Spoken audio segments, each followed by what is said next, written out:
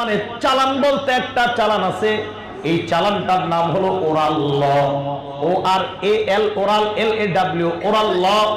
Oral ল তাদের নিকট বলা হয় অতীত যুগের মানুষের কিছু ঘটনা আমরা বলি। এই ঘটনাগুলা আমরা একজন আর একজনকে বলি। এক দেশে ছিল এক বাচ্চা, তার এমন একটা রানী ছিল, তার একটা মেয়ে ছিল, এমন বলি না আমরা? এই যে গল্পগুলো বলি, ইহুদিদেরও যারা পণ্ডিত তাদেরও কিছু গল্প তাদের মুখস্থ আছে। 1300 বছর পর্যন্ত এই গল্পগুলা কোনো কিতাব আকারে ছিল না। ইহুদিদের মধ্যে এক ব্যক্তির নাম ইয়াহুদা, ওই ব্যক্তি সর্বপ্রথম বুজুর্গদের ওই গল্পগুলা লেখে। বর্তমানে ওই গল্পের লিখিত কিতাবটার নাম হলো কালহুদ। এই কালহুদ হলো ইহুদিদের সবচাইতে বড় চালান। কালহুদ দেখা দেখা তারা মানুষকে ধোঁকা দেয়, জনগণের উপর হামলা চালায়, হাফেজে কোরআনদেরকে শহীদ করে দেয়। এর মানে তাদের কাছে আসমানি গ্রন্থ নাই, কারণ আসমানি তাওরাতের মধ্যে কোথাও বলা হয় নাই নিরপরাধ মানুষের উপর বোমাবাজি করে মানুষকে হত্যা করো। তাওরাত কিতাবের কোথাও নাই হাফেজে কোরআনদের উপর আক্রমণ চালাও, তাদেরকে ধ্বংস করে দাও। এর মানে প্রমাণ করে আজকে ইহুদি খ্রিস্টান বলেন তারা মূলত আসমানের কিতাব ফলো করে না, নিজেদের বানানো মত তারা গ্রহণ করে নেয়। এই জন্য দুনিয়ার উপর অন্যায়ভাবে তারা আক্রমণ চালায়। ইহুদি খ্রিস্টানরা আমাদের উপর যেই রোষানলের দৃষ্টিতে তাকায়, এর কারণ হলো তাদের কাছে কালহুদ নামক একটা গ্রন্থ আছে। এই কালহুদের মধ্যে যত সব বিকৃত চিন্তা চেতনাগুলা লেখা, এগুলা আমাদের সামনে তারা প্রমাণ করতে পারে না যে আসমানি গ্রন্থ। যার ফলশ্রুতিতে দেখেন গত 3 তারিখে আফগানিস্তানের 101 জন পাগড়ি নিবে যে হাফেজে কোরআন, তাদের উপর আক্রমণ চালায় এই হাফেজে কোরআনদেরকে শহীদ করে দেওয়া হয়। এর তীব্র নিন্দা আমরা জানাই। এটা প্রমাণ করে ইহুদি খ্রিস্টানরা দুনিয়ার সবচাইতে বড় সন্ত্রাস, মুসলমান সন্ত্রাস না। কিন্তু দেখেন এটা তেমন মিডিয়াতে আসে না। জাবুর গেল পরিবর্তন, তাওরাত পরিবর্তন, আসেন ইনজিল। কোন নবীর উপর ইনজিল নাজিল হয়েছে? ঈসা নবীর উপর। ঈসা নবীর ভাষা হলো সুরিয়ানি ভাষা। আল্লাহ ইনজিল নাজিল করলেন সুরিয়ানি ভাষায়। ঈসা নবীকে যখন আল্লাহ আসমানে উঠে আনে, খ্রিস্টানরা ইউনানি অথবা আরামি ভাষায় ইনজিলটা লেখে। আল্লাহ নাজিল করলেন সুরিয়ানি ভাষায়, খ্রিস্টানরা ওই কিতাবটা ইউনানি অথবা আরামি ভাষায় লেখে। আপনারা বলেন 1500 বছর আগে কোরআন কোন ভাষায় আল্লাহ নাজিল করছেন? এখনো কোন ভাষায় কোরআন? ইনজিল আল্লাহ সুরিয়ানি ভাষায় নাজিল করলেন, খ্রিস্টানরা এটার অনুবাদ করলো আরামি অথবা ইউনানি ভাষায়। ভালো করে মনে রাখবেন, অনুবাদ কখনো মূল গ্রন্থ হতে পারে না। 1 নাম্বার অনুবাদ করলো, অনুবাদ মূল গ্রন্থ হয় না। 2 নাম্বার আল্লাহ নাজিল করলেন সুরিয়ানি ভাষায়, তারা ওইটাকে ইউনানি অথবা আরামি ভাষায় লিপিবদ্ধ করে। এর মানে ভাষাগত বিকৃত সাধন ইনজিলের মধ্যে। শুধু তাই নয়, ইনজিলের মধ্যে নামের বিকৃত সাধন। আমাদের নবীর নাম আহমদ, এই কথাটা আল্লাহ ইনজিলের মধ্যে বলে দিয়েছেন, তোমাদের নবীর নাম হবে আহমদ। ইনজিলের মধ্যে ঈসা নবীর আল্লাহ জানায় দেয় আপনার পর একজন নবী আসবে, ওই নবীর নাম হবে আহমদ। আমরা জানি না এই নামটা? আহমদের ইংরেজি হলো দ্য প্রেসড ওয়ান। ভালো করে মনে রাখবেন, কোন ব্যক্তির নাম যদি মিস্টার ব্ল্যাক হয়, কিতাবের মধ্যে যদি ওই শব্দটা আনেন, আপনার মিস্টার ব্ল্যাক লিখতে হবে, মিস্টার কালা লিখলে চলবে না। আমাদের নবীর নাম ইনজিলে আহমদ আল্লাহ নাজিল করলেন। এরা যখন অনুবাদ করলো আমার নবীর নাম আহমদ, তারা লেখে নাই, লেখছে দ্য প্রেসড ওয়ান, মানে অধিক প্রশংসাকারী। কেউ যদি দ্য প্রেসড ওয়ান দেখে কেউ বুঝতে পারবে না এটা মুসলমানদের নবী। এর মানে ইনজিলের মধ্যে নামের বিকৃত সাধন। 2 নাম্বার, শুধু তাই নয়, আল্লাহ হযরত ইয়াকুবের নাম ইনজিলের মধ্যে ইয়াকুব রাখলেন। খ্রিস্টানরা শুরুর ওয়াইটা বাদ দিয়ে শুরুর মধ্যে একটা জে লাগায় দেয়, তাহলে হয়ে গেল জ্যাকব। ইয়াকুব নবীর নাম, আল্লাহ বললেন ইয়াকুব, খ্রিস্টানরা বানাইলো জ্যাকব। হযরত ইউসুফ নবীর নাম, আল্লাহ ইনজিলে ইউসুফ বললেন, খ্রিস্টানরা ওয়াই কেইটা ওসেফ বানাইলেন, শুরুতে একটা যে যোগ করে দিলেন, বানাইলো জোসেফ। আল্লাহ বললেন ইউসুফ, খ্রিস্টানরা বানাইলো জোসেফ। আল্লাহ বললেন ইয়াকুব, খ্রিস্টানরা বানাইলো জ্যাকব। হযরতে ঈসার নাম আল্লাহ ঈসা বললেন, খ্রিস্টানরা বানাইলো এসিস। শুরুতে একটা যে যোগ করে বানাইলো জেসিস। এর মানে ঈসা নবীর নাম তারা বিকৃত করে দেয়, ইয়াকুব নবী ইউসুফ নবীর নাম তারা বিকৃত করে দেয়। আমার আল্লাহ 1500 বছর আগে কোরআনের মধ্যে যা নাযিল করেছেন, এখনো কোরআনের মধ্যে অবিকলতাই পাওয়া যায়, কোনো পরিবর্তন সাধন হয় নাই। এর মানে ইনজিলের মধ্যে নামের বিকৃত সাধন, ইয়াকুবকে জ্যাকব, ইউসুফকে তারা জোসেফ বানায়, হযরতে ঈসা নবীকে তারা জেসিস বানায়, আমার নবীর প্রকৃত নাম বাদ দিয়া তারা দা প্রেসড ওয়ার্ড লেখে। এর মানে ইনজিলের মধ্যেও বিকৃত সাধন। শুধু তাই নয়, ইনজিলের একজন পাদ্রী পুরা দুনিয়ার মধ্যে তালাশ করে দেখে হাজার হাজার ইনজিলের কপি পাওয়া যায়, একটার সাথে আরেকটার কোনো মিল নাই।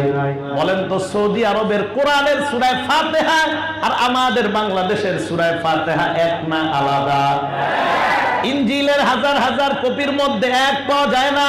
খ্রিস্টানরা 70,000 কপি একত্রিত করলো, করার পর 4টা প্রধান কপি রাখলো, বাকি কপিগুলা বাদ দেয়। এর মধ্যে একটা কপির নাম তারা রাখলো স্যার কিং জেমস ভার্সন। 4টা কপির একটা কপির নাম তারা রাখলো স্যার কিং জেমস ভার্সন। এটা হলো তাদের 4টা কপির প্রধান কপির নাম। আপনারা যারা শিক্ষিত জানেন ভার্সন কাকে বলা হয়? আগের জিনিসটা পরিবর্তন করে নতুন ভাবে কোনো কিছু তৈরি করা, এটার নাম ভার্সন। মোবাইলের মাধ্যমে আসে মাঝে মাঝে নিউ ভার্সন, আপনারা আপডেট দিয়ে আবার নিউ ভার্সন বানান, তার মানে আগের সমস্ত অপশন চেঞ্জ হবে, নতুন ভার্সন হবে, মোবাইল স্পিড হবে, আগের মতো থাকবে না, এখন আর একটু স্পিড বাড়বে, মোবাইলের সব পরিবর্তন, এটাকে ভার্সন বলা হয়। ইনজিলের আগের সব পরিবর্তন করে তারা নামই রাখলো স্যার কিং জেমস ভার্সন। নামের মধ্যেই প্রমাণ হয় আল্লাহর নাজিলকৃত ইনজিল তোমাদের কাছে নাই, তোমরা নতুন ভাবে বানাইলা। অতএব এটাই প্রমাণ করে ইনজিল আসমানি গ্রন্থ আর নয়, একমাত্র একটাই গ্রন্থ, এর নাম হলো কোরআন। যেমন আল্লাহ নাজিল করছেন এখনো এমন আছে, ইনশাআল্লাহ কিয়ামত পর্যন্ত এমন থাকবে, কোনো সন্দেহ নাই। এরপরে আসেন ইনজিলের মধ্যে এমন পরিবর্তন করার পর সারা দুনিয়ার মধ্যে একটা ধর্মীয় ইউনিভার্সিটির একটা অধ্যায়, জার্মানের একটা ইউনিভার্সিটির নাম হলো মিউনিখ ইউনিভার্সিটি। ওই ইউনিভার্সিটির একটা শাখার নাম ডিপার্টমেন্ট অফ থিওলজি। এই ইউনিভার্সিটির ওই শাখার মধ্যে ধর্মীয় গ্রন্থ নিয়ে গবেষণা হয়। লাখ লাখ টাকা খরচ করে পুরা দুনিয়ার 40,000 কোরআনের কপি তারা সংগ্রহ করলো। কয় হাজার? কোটি কোটি টাকা তারা বরাদ্দ করলো কোরআনের ভুল ধরার জন্য। ডিপার্টমেন্ট অফ থিওলজির মধ্যে অনেক দিন যাবত তারা গবেষণা চালায় কোরআনের ভুল ধরার জন্য।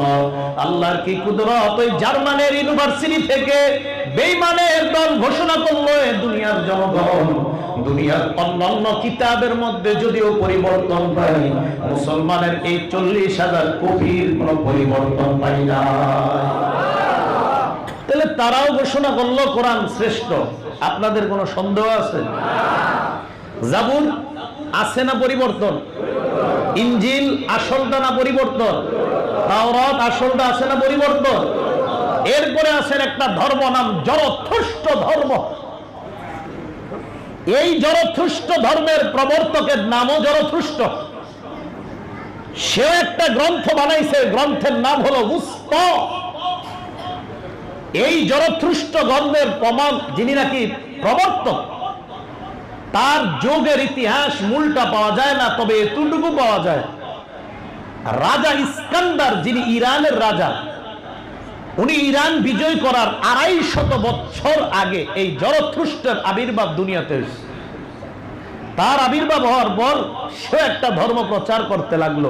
তৎকালীন ইরানের যে বাদশা ছিল, সে তার ধর্মে প্রভাবান্বিত হয়ে ওই ধর্ম দুনিয়াতে প্রচার করতে লাগলো। সে একটা কিতাব লিখলো, নাম হলো উস্ত। এই উস্ত কিতাব তো আসমানি কোনো কিতাব না, নিজের বানানো। ওই কিতাবের কোনো অস্তিত্ব বর্তমানে নাই, এটাও পাপ। 5 নাম্বার, মিস্টার গৌতম বুদ্ধ, সে একটা ধর্ম বানাইলো, বৌদ্ধ ধর্ম। সে দুনিয়াতে থাকা অবস্থায় তার ধর্মের কোনো কিতাব আসে নাই, তবে মারা যাওয়ার 100 বছর পর তার অনুসারীরা তার বাণী সামগ্রী দিয়ে একটা কিতাব বানাইছে। এটা তো আসমানি কোনো কিতাব হতেই পারে না। এখন আসেন, ইহুদি ধর্ম তাওরাত পালন করছিল, তাওরাত নাজিল করেছিলেন কে? কিন্তু দায়িত্ব নেয় নাই। তাওরাত বিকৃত, ইনজিল বিকৃত, জাবুর বিকৃত, জরথ্রুষ্ট বিকৃত, গৌতম বুদ্ধদেব এর ধর্মের কিতাব তো নাই, এটাও বিকৃত, সব বিকৃত। একমাত্র কোরআনের ব্যাপারে আল্লাহ ঘোষণা করেন, ইন্না নাহনু নাযালনা যিকরা, আমি কোরআন নাজিল করলাম। কোরআন সংরক্ষণের দায়িত্ব কিয়ামত পর্যন্ত লাখ লাখ হাফেজের সিনায় সংরক্ষণ করার দায়িত্ব আমি আল্লাহ নিয়ে। কোরআন জ্বালায় দেন, কোনো সমস্যা নেই, জ্বালাইতেছে প্রতিনিয়ত। কোরআন জ্বালানো হচ্ছে ভারতে। জ্বালানোর কারণে কি আমাদের কোরআন কি পরিবর্তন হয়ে গেছে না আগের মতোই আছে? সব জ্বালায় দেন, কোনো লাভ নাই। জ্বালাইলে হবেটা কি? লাখ লাখ হাফেজ দাঁড়ায় যাবে, রমজান মাসের তারাবির নামাজে আইসা দাঁড়াবেন পিছনে, হাফেজে কোরআন পুরা 30 পারা কোরআন শরীফ সামনে দাঁড়ায় আপনাদেরকে মুখস্থ শোনায়। কোরআন হেফাজত করেন কে?